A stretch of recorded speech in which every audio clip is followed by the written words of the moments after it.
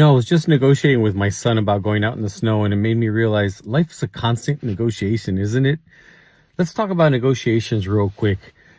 I always feel like when you're negotiating in our world of real estate, obviously it's our fiduciary duty to represent our client to the best of their interest, right?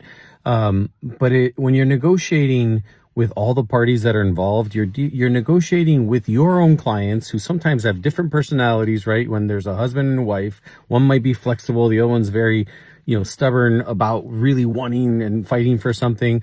The other side, you have an agent on the other side who might be stubborn or not, and then you have that other couple. So there's like all these people involved. It's not just two parties, right? There's like 6 people sometimes involved in the negotiation. So there's all these different kinds of personalities. Some are stronger, some are more flexible. There's different cultures that are involved that sometimes, depending on where you're from, you might have a certain mindset of how you negotiate things, right?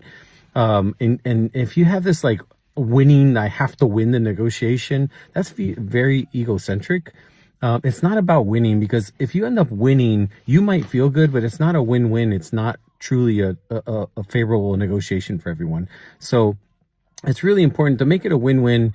You have to really, truly, listen to everyone's and see everyone's perspective, right? Truly be empathetic with everyone's perspective. Say things like, to the other party, you might say something like, I understand your viewpoint. I understand where you're coming from. This is my client's standpoint, right? So just people want to be heard. They want to be listened to. They want to be seen, right? And understood. So just saying little words like that might make a big difference and go a long way in making it a win-win. So just be empathetic.